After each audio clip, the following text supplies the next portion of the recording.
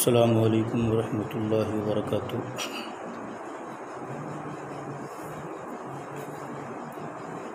तमामी Vita और कुर्बो जवार के सुन्नी मुसलमानों से गुजारिश की जाती है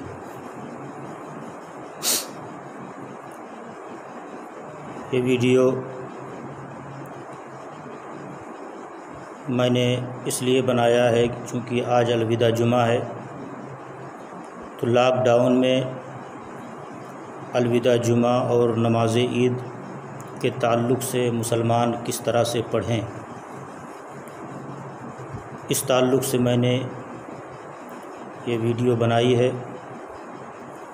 तमामी देखने वाले नाज़रीन से, साथ ही साथ वीटा में जो भी ग्रुप के एडमिन हज़रात हैं उनसे मुअद्दबाना गुजारिश की जाती है कि इस वीडियो को ज़्यादा से ज़्यादा वीटा के अंदर और इसके कुर्बो जवार में जो शेयर करें और नेक काम में हिस्सा लें और सवाब के हक़दार बनें। मैं मोहम्मद पीर बख्श हशमती, इमाम व ख़तीब जामा मस्जिद वीटा, सबसे पहले आप तमामी सुन्नी जन्नती मुसलमानों को जुमातुल मुबारका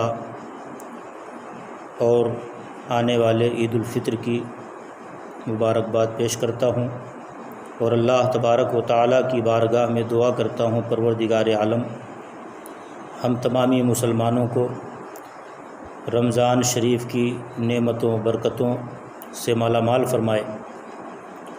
हज़रात मोहतरम, कोरोना वायरस की जो ये बीमारी तबाहकुन बीमारी चली है, इसकी वजह से आज मुसलमान पंज वक्ता नमाज़ों और जुमा के लिए मसाजिद में हाज़िरी नहीं कर पा रहे हैं, मस्जिदों में हाज़िर नहीं हो पा रहे, मस्जिदों में नमाज़ें नहीं पढ़ पा रहे। लिहाजा आज जुमातुल वदा है, अलविदा जुमा है, तो इस अलविदा जुमा को मुसलमान कैसे अदा करेंगे और साथ ही साथ नमाज ईद किस तरह से अदा करेंगे, इस ताल्लुक़ से कुछ हिदायत मैं आप हज़रात के सामने पेश करता हूँ और दुआ करता हूँ अल्लाह ताला हम तमामी मुसलमानों को इन हिदायत पर चलने की तौफ़ीक़ अता फ़रमाए, अमल करने की तौफ़ीक़ अता फ़रमाए। सबसे ज़रूरी बात यह है कि रमज़ान शरीफ के महीने के बड़े ही बरकतों वाले टाइम चल रहे हैं, इसकी बहुत बड़ी फ़जीलतें आईं। बिलख़ुसूस आज जुमा का दिन है। हदीस शरीफ में आता है कि अल्लाह ताला जुमा के दिन हर सात में तकरीबन 10 लाख गुनहगारों को जहन्नम से आज़ाद करता है। लिहाजा बहुत ही फ़जीलतों वाला दिन है, मगर मजबूरी इस बात की है कि हम और आप नमाज जुमा अदा करने के लिए कासिर हैं। चूँकि लॉकडाउन चल रहा है इसलिए पाबंदियां हैं, तो हम और आप नमाज जुमा के लिए नहीं आ पा रहे हैं।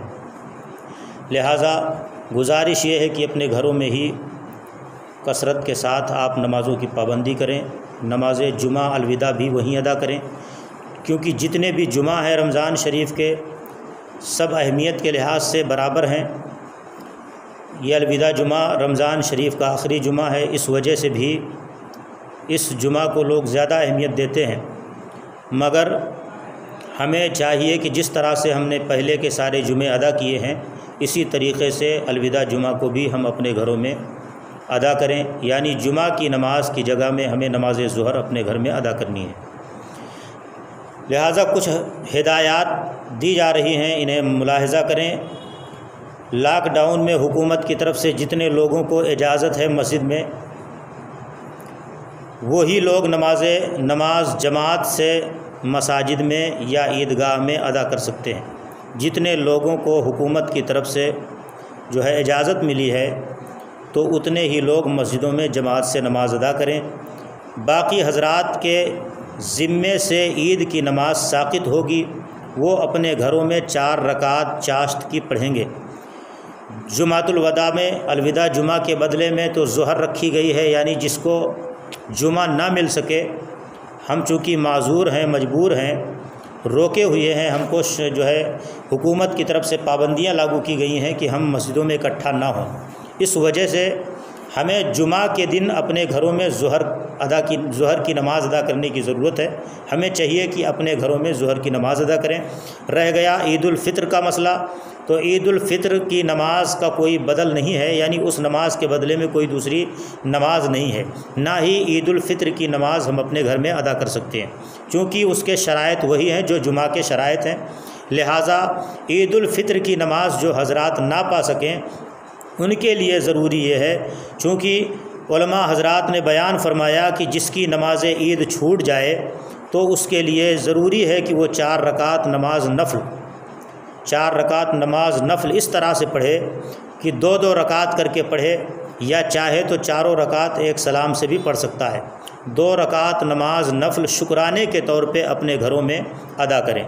ये मतलब उसके लिए हुक्म दिया गया है कि जिन हज़रात को नमाज ईद ना मिले, ईद की नमाज़ छूट जाए, ना पढ़ सकें, उनके लिए उलमाए किराम ने यह तरीक़ा बताया है कि अपने घरों में वो हज़रात जो है 4 रकात नफ़ल नमाज शुक्राने के तौर पे अदा करें।